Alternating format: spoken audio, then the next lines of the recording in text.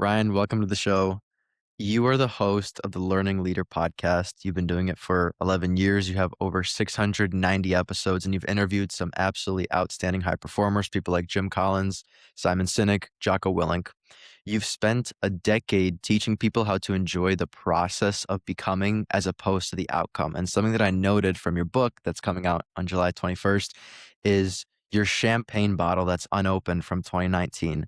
And a note that I made from that is it's a symbol of your resistance to not celebrating too early, right? It's sitting there, you see it, but it's not necessarily like it's not time just yet. You kind of keep pushing it back. One of the things that I was really keen on asking you, and I imagine this like a mountain, is if one of your big theories and theses, I guess you can say, is to enjoy the process and not worry about the outcome, how can people learn to, let's say, climb the mountain and enjoy the fact like, okay, we're not there just yet, we're still climbing when there really isn't a peak? Thank you, dude. I appreciate you having me on. It's funny, I was just writing my wife a note about this, actually like climbing mountains. We were in Boulder, Colorado when I went to record with Jim Collins, and she's like the best in the world for me at every once in a while pausing while we're climbing and saying, "Oh my goodness, this is just so beautiful. This is insane. I Mhm. can't believe this." And we'd stop and look, maybe take a picture, maybe not. And it was similar to what Jim had said when we recorded, which is instead of having big champagne moments, like life is a series of little mini celebrations, maybe only for 20, 30 seconds when you're enjoying the view up high, and then you kind of get back to climbing. And I think that's a pretty good metaphor for probably how I try to approach this, and also probably how a lot of the people who have sustained excellence that I've been so lucky to record with also approach it is they're willing to appreciate the cool things they're experiencing along the way, but not necessarily ever having this arrival moment. And so I think that's like the nuance of it that I try to balance. Yeah. You said the word excellence. At what point can somebody know that they are excellent at something? That's hard.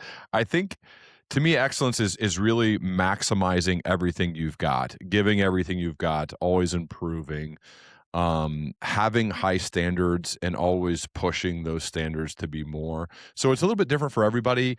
I guess there could be definitions of it. Atomic Habits could be defined as an excellent book because 30 million people have chosen to get their credit cards out and buy it, right? Not many people or anybody can do that, other than James Clear. So, that's probably a good definition.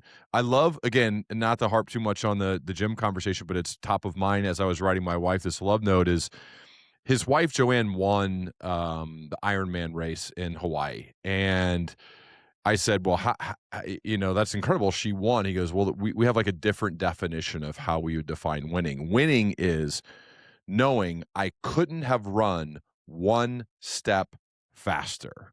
And Mm, so whatever your version of excellence is, whatever it is, it's having this mind of, could I have run a step faster? Could I, and take that metaphor for whatever you're choosing to do. And to me, it's really about like, am I giving everything I've got to whatever it is I'm doing? If I'm passing a soccer ball in the backyard with my daughter Charlie, I want to be fully present and locked in and making good passes and receiving it well, being a model for how to play, even though I don't know how to play that sport that well, right? If I'm doing a podcast, being fully locked in and fully prepared and being a great listener and asking even better follow-up questions than initial ones, right? If I'm guesting on a podcast saying, okay, I'm a little bit tired, but I'm going to bring everything I've got to this thing. I'm not going to be able to go one step faster on whatever the thing is I'm doing. That's like I think a good definition of excellence for each and every person is being able to say, I gave everything I had to that, and I'm striving to get a little bit better, a little bit better, a little bit better each day. yeah. So there's a lot of the things that have to do with, I guess, exceeding expectations, always getting better. Is it a very, would you say for the majority, it's an internal thing? I would hope so. I think excellence is really a comparison with your previous self. Mm, My friend Brooke Cups would say success is comparing yourself with others in the world, whereas excellence is comparing yourself with just yourself. Okay. And we did write about that in our previous book, The Score That Matters. And I think that's a good one for me. I mean, we all have those moments because we're humans where we get jealous or envious because we see the highlight reels of others on Instagram or wherever we are. And it's hard not to be because it's a natural part of our DNA is to be jealous at times, to be envious. But the one thing I heard, was it Morgan Housel maybe, who said, if you're envious or jealous of that person because you see these beautiful pictures with their family on spring break or whatever, would you trade your entire whole life for them? Every ounce of their being, everything they have 24/7, all day, every day, their life's history, their family, their friends, their job, everything about it. Like, let's say I look at a guy, I'm like, man, he's ripped and he's got a good haircut or something. And that would be nice. Well, would you trade your entire life Right. from beginning to now and everything else that's in it with them? No, I wouldn't. There's nobody else I would do that with. And so if that's not the case, then stop wasting time being envious or being jealous. So to me, yeah, that's like success is measuring up against others, whereas excellence is measuring myself against my own potential, against my past self and saying, am I getting better? Am I having a never arrived, always becoming mindset? And that's what I strive to do. It's aspirational. I still mess it up all the time, but it's in the forefront to try to live that way. Yeah. Wow, Ryan, that is such a good answer. One of the things that you said earlier, you mentioned how, when you're playing soccer in the backyard, for example, you always want to be present. First of all, if you want to get better at soccer, World Cup's going on right now, so that might I be know. a good resource to look I into. watched us play last night. What in the world happened? Did we just sub out? I don't know it well enough. Did we just sub out all of our best players to start the game? Like, what are we doing? So we actually won the group stages, so no matter what, we would have got the top. So it really didn't Right, matter too right. But much. I wanted momentum going into the Yeah, next one, yeah, you I know? understand. I don't know. Do you know soccer? Are you a soccer player? Yeah, yeah, I used to play. Okay. So yeah, I'm just curious as to why we would do that. Like, why not just play all the starters and say, let's go win and keep the momentum rolling? Yeah, you watch football at all? Like American football? Yeah, American Oh football. yeah. Yeah, all the time. Yeah. You know how if a team is guaranteed like a 1 seed or they're guaranteed a certain spot, they'll put their backups in just so they can kind of get both experience and also because they don't wanna risk Rest. injuring their players. It's a Yeah. similar concept. Okay, okay, that makes sense. Yeah, I think there's too many of us who don't understand the sport, and so we're like, "No, let's go. We wanna win everything. We won 2 in a row for the first time in a long time. Let's win the 3rd in a row so that when we get to the next stage, we win." But anyway, sorry, I don't wanna hijack your thing. I was just curious, No, but no, no, you're anyway, good. I love the World Cup. It's fun. My youngest daughter's 11, and so we had no soccer players in our family, and I'm not one, my wife wasn't one, and so it's all new. It has been so cool to actually learn because like some of the parents of the other girls who played in college, and so I'm always Oh, standing wow. next to them at games, like asking specific questions about what is this, what's the strategy, why are we doing this, what could we do better, and it's been fun to talk with them and learn a game that I didn't previously know that much about. Man, that's so awesome, Ryan. I'm gonna hijack my own thinking here, but I think it's so amazing that you've spoken to so many people. You've had excellence in your own life, right? But you still continue to learn. I think that says so much to who you are. But I was gonna say, so you were talking about being present, playing soccer in the backyard with your daughter. When we are on the way, right? When we're constantly putting in inputs, we're trying to get, I guess we're striving to be better than we were yesterday. How can we learn to be present and not always so forward thinking? um my dad told me when I became a dad for the first time a while ago. He's always helped me like as a leader in sports and in the business world. And one of the things he's always said is your presence is required. It's just a phrase that I've never forgotten. Your Mm, presence is required. And so what that means is just like if you want to lead, if you want to be really good as a leader, you got to be with your people. And so whether that's at work or that's with your friends, that's with your wife, that's with your kids, is I just think of my presence. And so what is it? So like we have to define what does it mean? Like what is my presence? And to me, that just means like whatever the thing I'm choosing to do, like that's the thing I do. I'm kind of 100 or a 0 person, meaning there's no 70% anything. So if you're going to choose to do something, whatever the thing is, then go 100. It feels like you've done that with your podcast. And I'm curious to learn more that you have nice lighting, a good room, a good microphone, a good camera.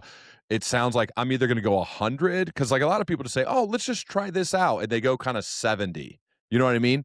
yeah. I hate that. Like, I hate the idea of going 70. I think it should be 0 or 100. And so if you're gonna play soccer with your daughter in the backyard, these are the good old days, which is another phrase that I say all the time. These are the good old days. You're gonna like I've talked to so many dads whose kids are older and in college or even beyond that age, and all of them just say, "Dude, I would give anything. I'd give anything to have them in the house and be able to play sports with them when they were little, to throw them in the pool. I would literally like the that's it. Like that's the thing." And so I try to remember that. I try to get good perspective from people who are older than me.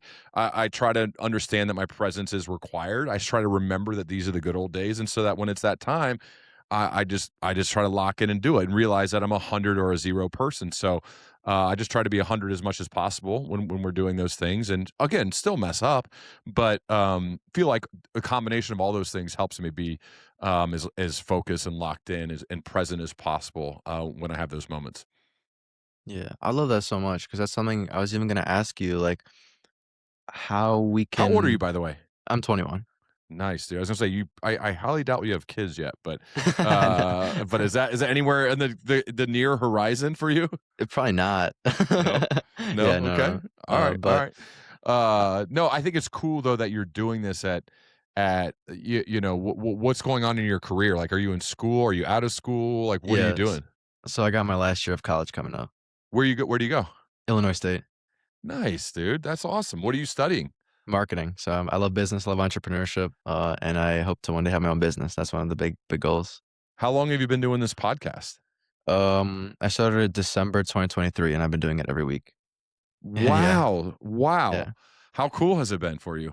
It's been amazing. It's been absolutely life changing. I was telling it to some of my friends yesterday, actually. I think growing up, so like I would say, like I grew up, I saw my mom have a lot of financial issues, and I really wanted to help her, and it made me want to start things really quickly and make a lot of money, and it never worked. So what I did, and it's interesting, you kind of brought this up. You said go either 0 or 100. I said to myself, I'm going to start this podcast and I'm going to do it every week for 2 years before I decide if it's for me or not, right? Like just go for it. And you know, haven't made any money off of it, but that was like the main goal is I knew I wasn't going to make money. So I pushed myself and it's been amazing, man. Like it's What's changed your everything. favorite thing about doing it? I would say I get the experience of people like you, like just decades and decades of experiences. And also, it's interesting because as a podcaster, I think you understand this, where people underestimate podcasters in a way where they think they're like, oh, they're just kind of the middleman. But the way that I think that I see it, and I was thinking about this before this episode because I was thinking about in my conversation with you how it's going to go, and when like the sun shines through a window and there's like a prism. Like you ever see the like infographic? That's how Mhm. I think about podcasting. Like I get your experiences and I'm able to relay and help other people with that. And your experiences are based off of almost 700 episodes of other people's experiences. And it's just amazing cycle. And I wish more people Yeah. like they understood it. So you started when you were 19, 18, 19? 18. Yeah, 18. 18. Uh, how has it impacted you in real life when having like interpersonal relationships, conversations with people? Because now you're a professional conversationalist. That's what a podcast host is, and I can already sense it from you. But how is it now when you go out into the world in real life, whatever it's like in college, socially? Like, how has it impacted you as a communicator? Yeah. First of all, I'll say, Ryan, now you're interviewing me. This is funny. I appreciate the questions. I would say, well, one thing is since I'm able to get the lessons from amazing people, I think a lot of people my age, including myself, are pretty lost. So they're like, I don't know what I want to do with this. And I'm like, hey, listen, I don't know what I'm doing, but I had Ryan on my podcast. He told me to do this. Maybe it'd be like worth it for you. But one of the things, it's funny you said the word communication because when I was growing up, I got diagnosed with social anxiety disorder. And this podcast helped me so much to be able to speak with people. And I even wrote a book Mm, on it. So I wrote a book all about like communication, connection. Yeah. So I've been like promoting it as well. But wow. yeah, so it's been absolutely life changing, and it's like it's. I'll be honest. Growing up, my parents both immigrated here from Russia, so Wow. for them, yeah, for them, success is like we have a house, we have a home. They came here with nothing, and I've been so fortunate to have like the building blocks, if that makes sense. So for me, success. I love your definition of excellence. I think I'll start using that more often. But like for me, Yeah. excellence is I want to be surrounded by the people that I want to be like. So that's why I started this podcast because I didn't have anybody else. So we're Yeah. in the same room, we're talking. And even though I'm doing this for my audience, I learn so much.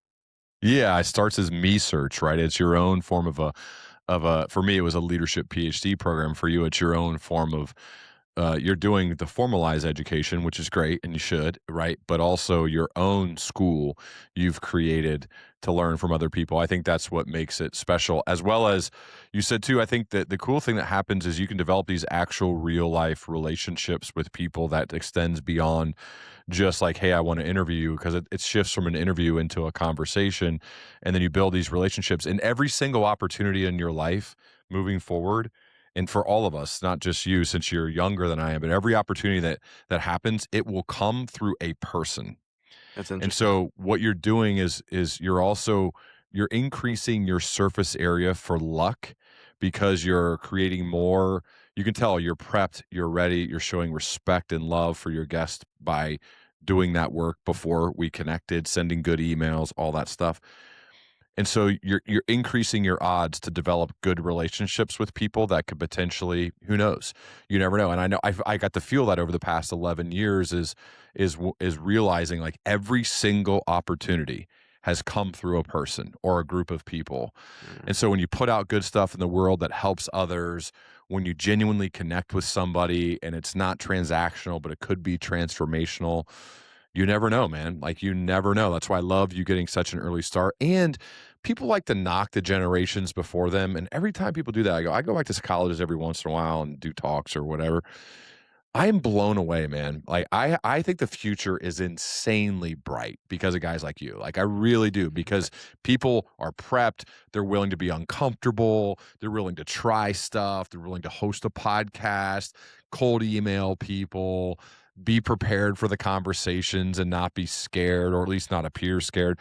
That gives me like that makes me so optimistic about our future, is because I think that's way you're way, way advanced from how it was when I was in college. I know that's for sure. And so Good. I think that's cool. I don't get the whole, hey, the generation behind us is lazy or they don't talk to people or whatever. I mean, I think that's lame. I don't think that's true. It's definitely not true in my experience. Yeah. In what ways, do you think your generation was like? You mentioned that you didn't have as much like What? Have as much. you didn't have as much like, I guess, trust or belief that they were gonna do good. No, I think every generation thinks the one after them is like lazy Oh, yeah. or technology, and now would be like mine to yours would say it's just about phones and you can't talk to people. And it's just like I was at my alma mater, Ohio University, in November, and I met with a bunch of students beforehand. Met with a bunch of students afterwards. I mean, maybe they're on their best behavior. I mean, probably, but every one of them, I wanted to hire all of them. I mean, they blew me Wow. away by how intelligent they were, how curious they were, how thoughtful they were, like how much work they had done leading up to that moment, all the stuff they're doing. And I just like, what are we talking about? Like these kids are awesome. So I don't know, man. I think that's just it just becomes a thing. And as I've, gotten older and there's now another generation, they're in college and graduating that's after mine, it just I don't know if people just like it's just like with football. They're, "Oh, when we practice, it was actually hard. Now when you guys practice, it's easy." I think that's just like a normal evolution of life. Every generation thinks the one after them has it easier, or they don't work as hard, or whatever. And in my opinion, like there may be some little slivers of truth, but for the most part, I've been so impressed by what I've seen. You talked about football. That was one of the things that think you talked extendedly about in your book. What would you say is one thing that I wouldn't say no, what are some things that because of your experience in football have led you to your beliefs right now about excellence? Yeah, I mean, I got super lucky that my parents moved to Centerville, Ohio when I was a young kid. With the my dad had a lot of foresight into to see us potentially playing for this legendary head coach named Bob Gregg. At the time, the quarterback of the team was a guy named Kirk Herbstreit, who's now on ESPN and on Amazon for NFL games.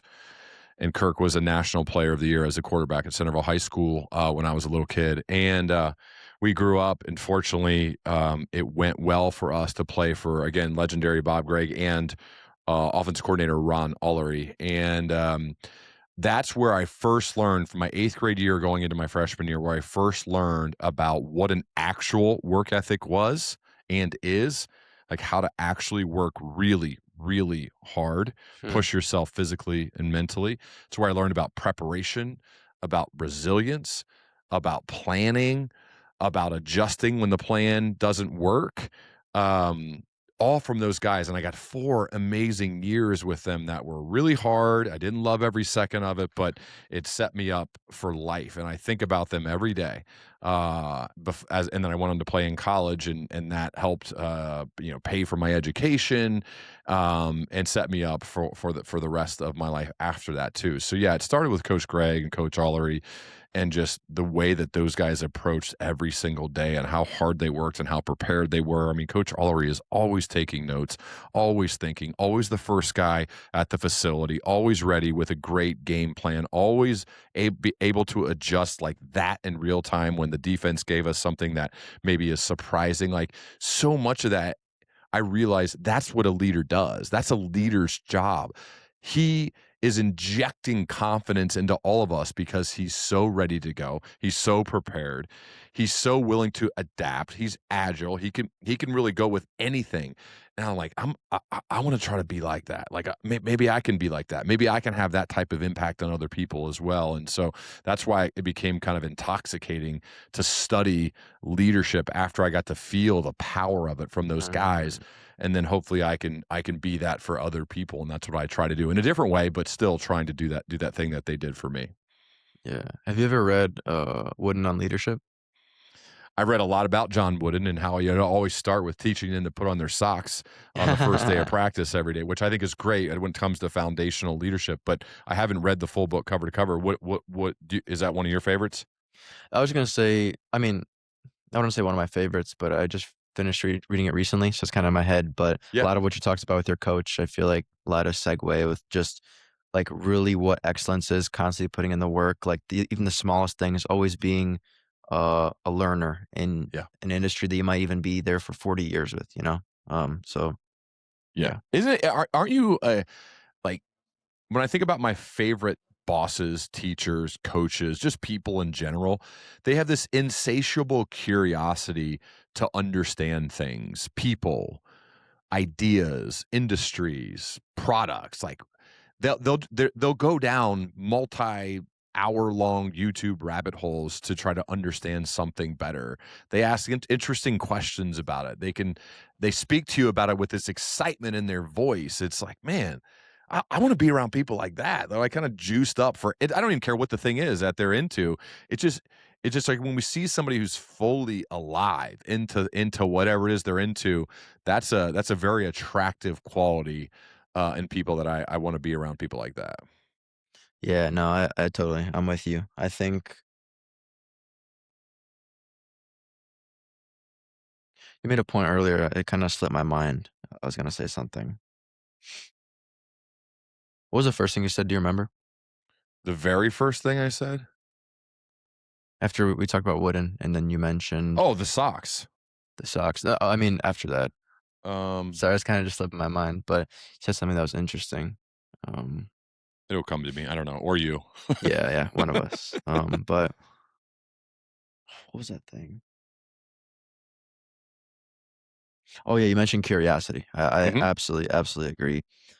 I think that curiosity is like I read about this in my book, it's the first chapter for a reason. I think it's the prerequisite to real connection. Like, I can't be a good podcast host if I'm not interested in you. I can't sit here and be like, "Okay, and what was the next thing? Okay, yeah, cool." Like, it doesn't work out, you know? When somebody is extremely curious, it makes you be like, "Oh my god, this guy's, like, such a good person to be around." And then you mentioned the word curiosity. I remember in your book that you mentioned that you weren't, like, originally always a curious person. So how did that change? It's a learnable skill.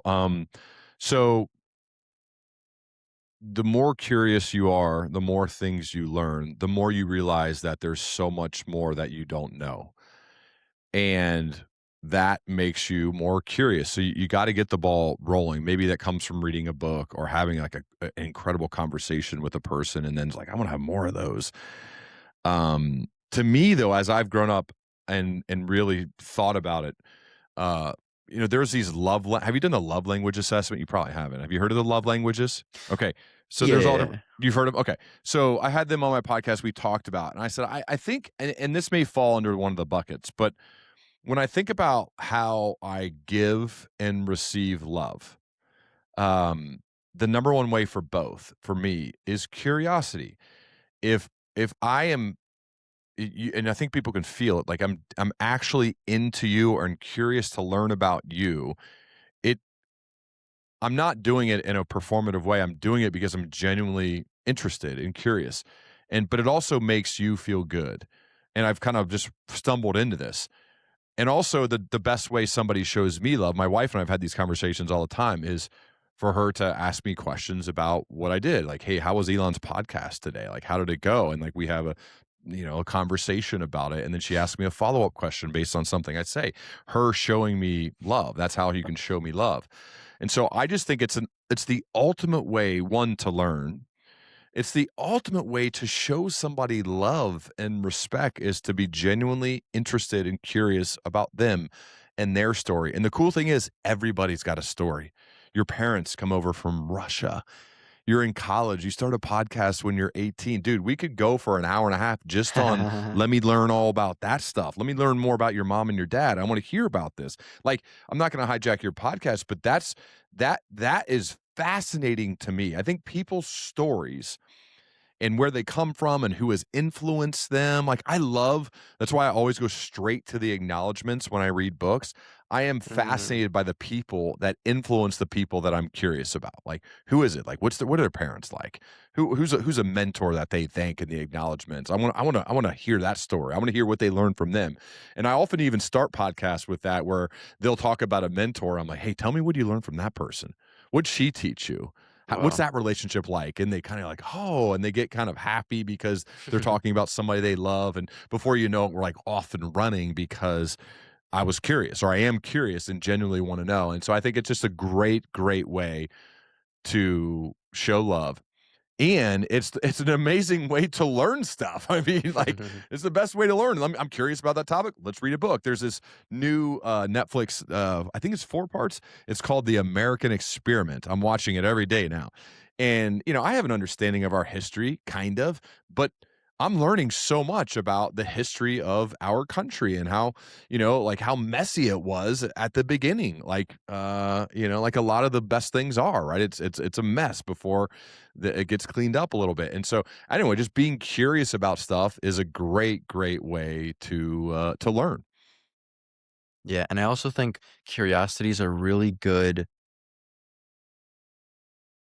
defense to even asking something that might originally be maybe even a little bit offensive. Like if I was to say like, "Hey Ryan, like I hate to be this person, but just out of curiosity, like you mentioned you don't like Ice Mountain water. Why'd you say that?" You know what I mean? Like it's a good way to be able to lean into something without making it like really awkward. Cause I could say like, I know you don't like this water brand. Like, what's wrong with you? You know, like there's different ways of saying different things. I even going back to what you said earlier, you said you go to the acknowledgments of a book. Yeah. I don't know. Do you know David Senra? Oh yeah, I love his podcast. Yeah, so Yeah. he always talks about the idea that books are made out of books. It's like Yep. Ryan is inspired by this person who's inspired by this person, so you can kinda track it back, which is really interesting that you asked that question, and you're kinda inspiring me. I might start doing that more often where it's like, "Hey, Do it. listen, It's yeah, fun. you have these amazing ideas, but you also acknowledge these people. How do they contribute to that?" Yeah, it's the first thing I do now with every single book. I look at the dedication. Wow. When I opened the Morgan Housel episode is so great because his dedication is to Kelly the unicorn. It doesn't make any sense. I'm like, Kelly the unicorn. Hmm, I thought he was talking about like companies, becoming a unicorn company. And so I opened him like, hey, Morgan, I noticed you dedicated to Kelly the unicorn. What's that all about? And he started laughing. He got this gigantic smile on his face. And he's like maybe my favorite writer in the world. So I yeah. really, really admire him and love the way he speaks and writes. Got this gigantic smile, and he got to then talk about his sister Kelly and some of the things that she was going through that was really, really tough, and why he dedicated her, and why he said Kelly the unicorn, because it was an inside joke between him and his sister. Mm, And so again, now we've started in a completely different place. He's got this very warm heart, and he's happy, and he's almost even maybe a bit emotional, and we're off and running, and who we could go anywhere, but I know he's feeling this sense of kinda like, the good feeling that kinda comes across your body when you're talking about somebody you love? It's Yeah. just different than a normal interview and or conversation, and so anytime you can go there, like, the answers are literally right there, like, people put them right there in front of you. They're right in the acknowledgments, they're right in the dedications. Just ask them about them. You'll see people will love it, and it's cool to watch somebody completely open up almost immediately because you started with love as opposed to whatever, anything else. Yeah, well, I'm gonna use your own technique right on you Do it. because I know that your dedication, you said to Miranda the Beautiful, and also I noticed that you had an asterisk there, so I was interested to see what that was about, and I saw that it was a eulogy written for Pat Tillman, right? And it said one Okay, of the so things that you it so you said. went to the back, then you did it. Okay. Yeah, yeah, yeah. All I guess right, because unintentionally, I guess, yeah, but it said that beauty means not wasting a day, which that was very interesting. That was just one of the things in there, but why did you dedicate it to your partner? yeah, I could go on for an hour. I think she is the ultimate when it comes to um the rare quality of nobody better to celebrate with when things are going well, and nobody better to have with you when it's going really bad. Wow, yeah. So I think that's kind of a rare quality in a person. Some people are really great at like life of the party and celebrating and dancing and all that. And Miranda is that. But they might not like maybe it goes bad and they're like, let me go over here. I don't want to deal with this. So I think that's an amazing quality. And also she's just so tough and resilient, amazing work ethic, an amazing mom, the model for how I want our daughters to grow up and be. I mean, the model when it comes to all the attributes that she brings. Um, it's an inside joke. It's funny. I mean, I call her and all of our girls. Their nicknames are just beautiful because of the Pat Tillman quote. It's not beautiful about your appearance, right? Yes, I think they're all of them are very beautiful from an appearance perspective. I'm very biased, but I think others would say that too. But I think it's more about their beauty if you look at the definition that Jake Plummer said about Pat Tillman. So Miranda the Beautiful with the asterisk, and then you have to go all the way to the back, which I think you're the first person I've talked to who has actually done it, which is interesting, and I'm grateful that you did that. That the asterisk is there to show you like that's the beauty that I mean. Like that's the beauty that I'm talking about. And is what the way Jake Plummer described Pat Tillman at his funeral. So that was like my cool little tribute that is mainly for us. It's an inside joke, but it's not really a joke. It's just our little kind of inside Right. verbiage and language because beautiful and beauty are the nicknames I use to call everybody within our immediate family. Yeah. Might be a little bit of an obvious this might be a little bit of a leading question, I'll say, but how important is finding a good partner for when you're chasing excellence? There's nothing more important. Um, you're I don't know where you're at in that stage, um, but it will either make everything amazing or it will ruin your life. That's No interesting, pressure, yeah. dude. But I mean, it's true. And I think people who have had good ones and bad ones along the way will tell you the same thing.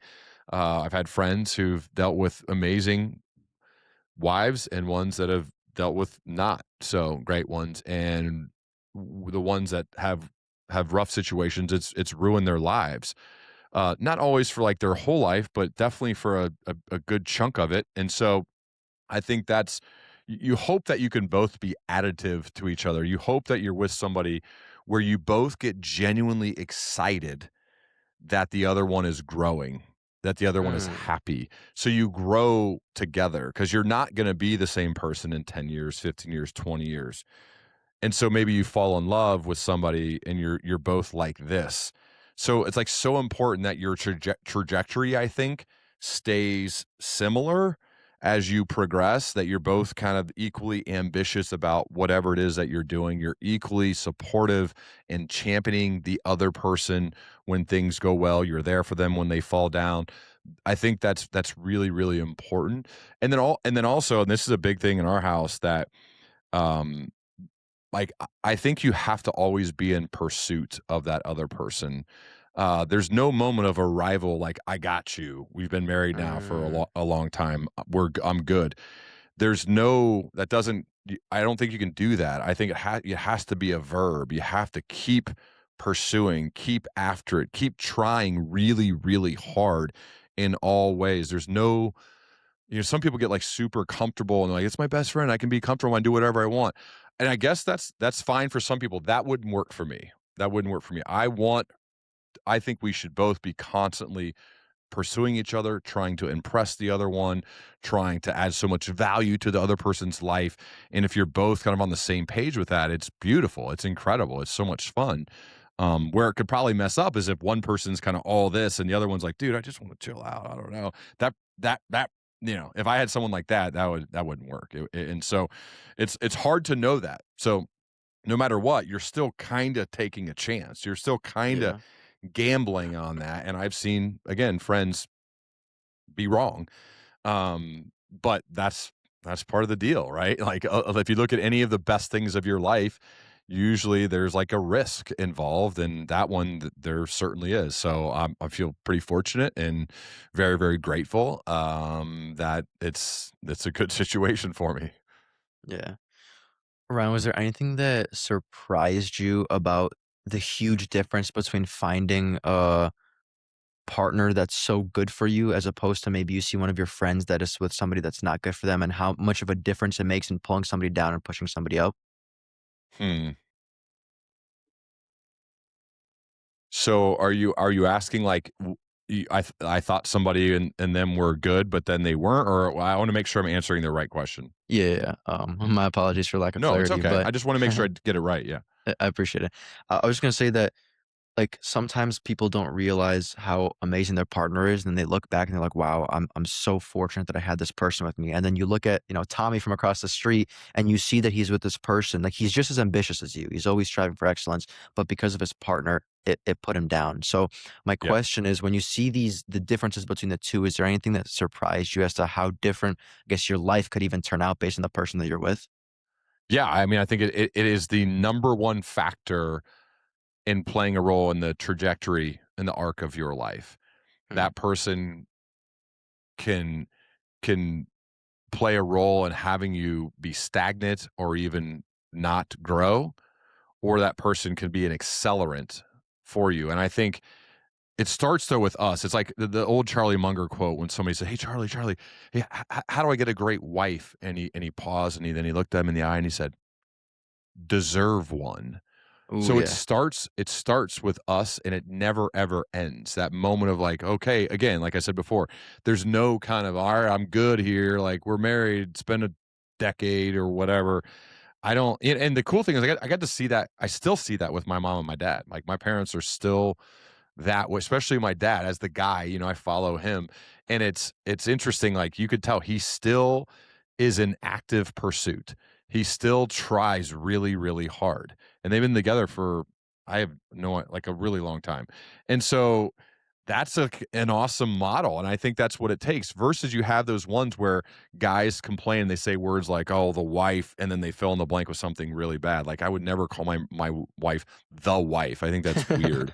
Um, right, I'll call her Miranda or my wife or whatever, and so they say that, and then they complain. I also don't think it's helpful to complain about that person to anybody else. Like, that's between you 2, and you figure those things out when you're having a disagreement or something's not going well. So, yeah, I've seen it completely just destroy people's lives if they have someone who doesn't like that growth or doesn't like that ambition or is jealous of it, which actually happens, which is bizarre to me, but Mm. that's a thing too. So, um, it's really really upsetting and sad, especially when it happens to a close friend of mine or a friend that I really care about, because they just find themselves in a really tough situation. Now, I don't always see or know what their role in that is or was, because I'm sure they played a role in that too.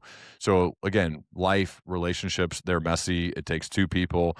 So it's not always like just one person's fault. It's probably both of theirs. But yeah, it can be really, really accelerating, or it can be really, really destructive. And so hopefully, you do your work on the front end to give yourself the best chance for that to be an accelerant.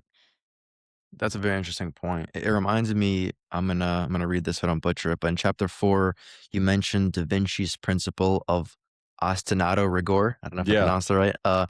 But you said it's relentless rigor and it's framed as a separator between people who know what to do and people who actually do it. And I wanted to ask you about how can people learn to take more action? And the reason that I thought about this is because you can think about this both from an excellence for your career standpoint, but even for relationships. Like you might know that you need to be the right person for somebody else, but how can people learn to take action?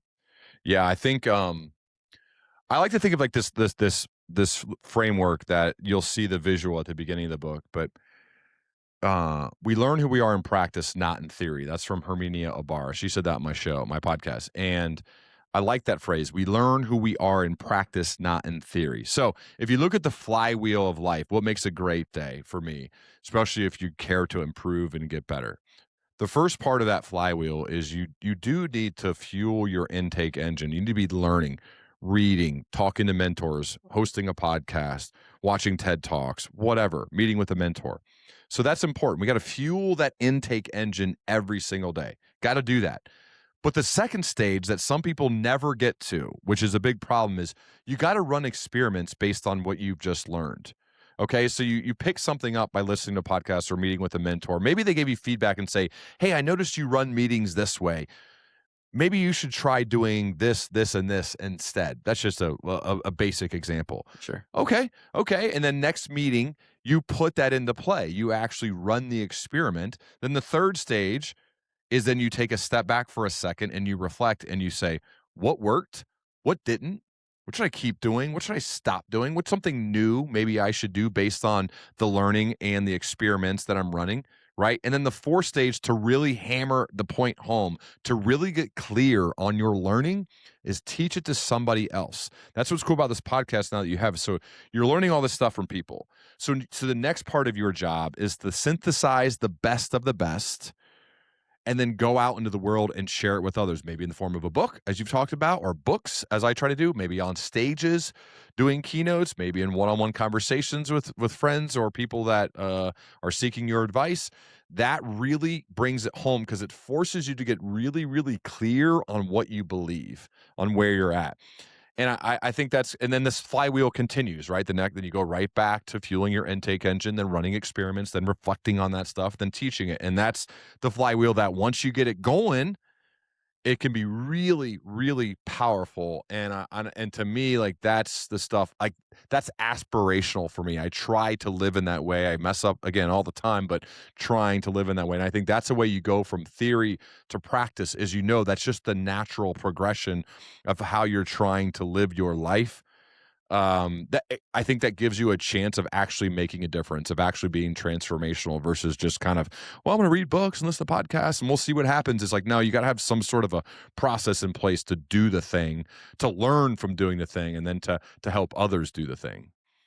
Yeah, I've noticed that when I read books, like the most impacted I feel is when I'm reading a book that applies to something I'm doing in real life. So, for example, I can read one on leadership, but for me, I'm in less of a leadership position. So it's like I can grasp the concepts. How much of it is really staying there long term? We don't know. But then if I'm reading a book that is on leadership when I've just been the CEO of a company, I just got, hired to it, then it's like, I feel like that makes more sense. So it's kind of alluding to what you're talking about. I think it's Well, interesting. another great way to really hammer the point home of what you're learning, whether it's from a book or a podcast or anything, is try to immediately teach it to somebody else, or not even Mm, teach it, but just explain it to somebody else.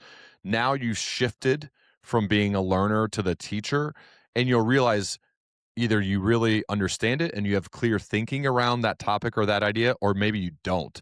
But you don't fully know until you try to teach it or share it with somebody else in a useful, entertaining, practical way.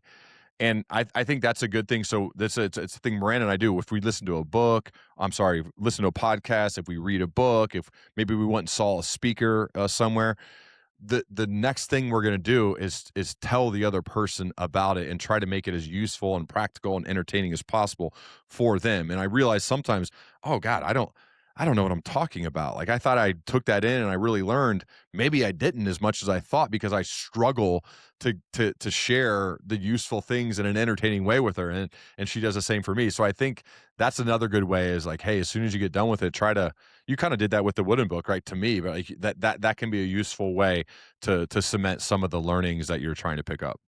Right, that's a good point, and I also think that's where you notice those little, like, small gaps in your knowledge, like, "Okay, I know that Wooden talked about putting his socks on, but then what was that thing after?" And then I know he, helped to make his team run really well together by practicing a lot, but then during practice, what was that one thing he was talking about? So, it's interesting you talk about that. It's, the Feynman technique, right? That's what it's called? Yeah. Yeah, very Richard interesting Feynman. concept. Richard Feynman. Richard Yep. F okay, Feynman. Yeah, yeah, yeah, very interesting. One thing I wanted to ask, just kinda switching gears a little bit, is I found this really interesting, is I know that you are on stages a good amount, you speak to a lot of people. Mhm. I saw that you charge after you speak. Yeah. What's that about? I think you gotta earn it. This goes against everything, in these small mastermind groups with keynote speakers, and, they they say, "Well, you don't get on the airplane until you've been paid in full." Like, that's the rule in that Mm, world. And I just say, like, that's just not how I'm gonna operate. I tell them ahead of time, if you don't think I crushed it, if you don't think I did a good job, you don't have to pay me, which means that I would lose money because front the cost of the flight and all that yep, stuff. Um, I've never been stiffed. I've never had somebody not pay. It's always paid. I just think that's the right way to do business. Like we don't do long-term interesting. contracts for any of our clients. We don't lock people in. A lot of people in leadership development space say, "Hey, we're not. You can't fully feel how good we are until you've got a full year under your belt. So you're gonna have to sign for 6 months or sign for a year." That's insane. I would never make somebody pay if they didn't think we were doing a good job. And so everything we do, yeah, we invoice it after we do it, and speeches, leadership development, like anything, is how that works. No long term contracts. You can fire us at any time, any moment. So I think that's a to me it works as a forcing function to know that we've always got to keep getting better. I've got to deliver excellence. I got to deliver value. I got to make the people in that room better if they're going to give me the time on their stage. And so yeah, I don't charge till afterwards, and I think or invoice till afterwards, and I think that just seems like the obvious way to me to go about doing it. And I'm sure the day will come where maybe I don't get paid. I'll probably have deserved it if that happens. And so I'm just more comfortable doing it that way because to me at least, it just makes me feel like that's the way it should be. Yeah, and I also think on the other side that people definitely appreciate it more, it's less pressure on them. Uh, what what makes a good speaker? Like speaking from stages. Yeah. So what I try to do, and I don't always get it right, but what I try to do is focus on three things. There are three things I'm going to try to do when I come speak at an event. One is story, two is science, three is practical application. So I'll break it down.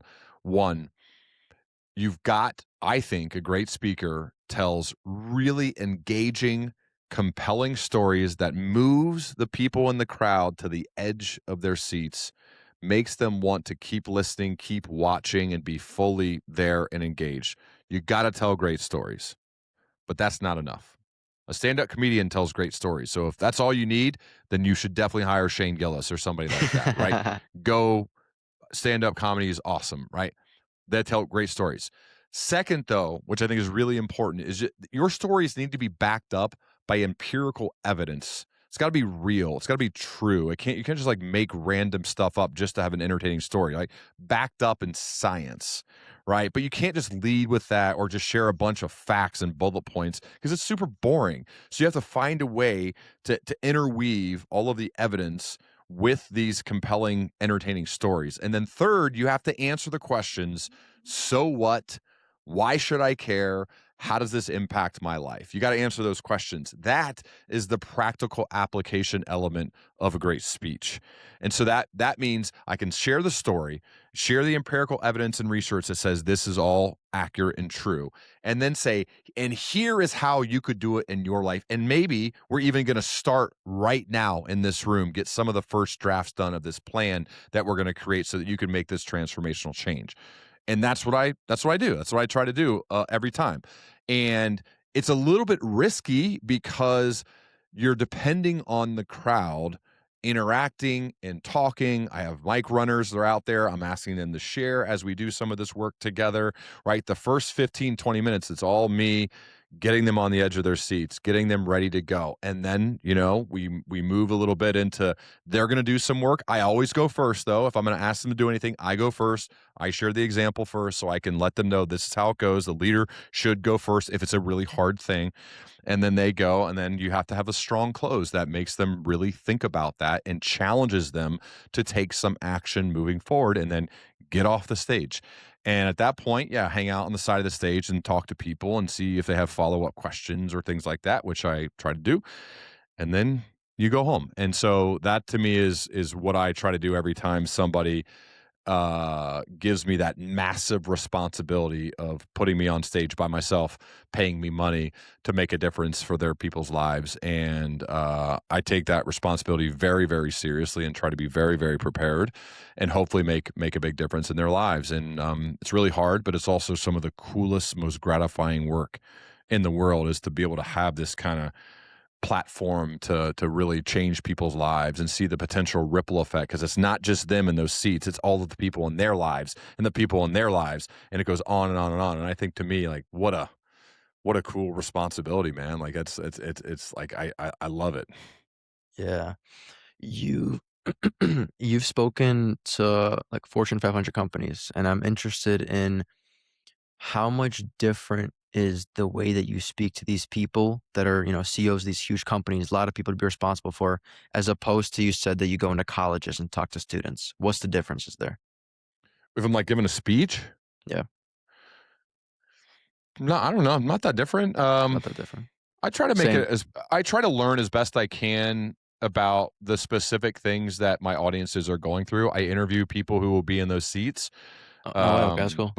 beforehand, and so I'll do a handful of interviews. Like I want to hear the words they say. I want to hear the challenges they're dealing with.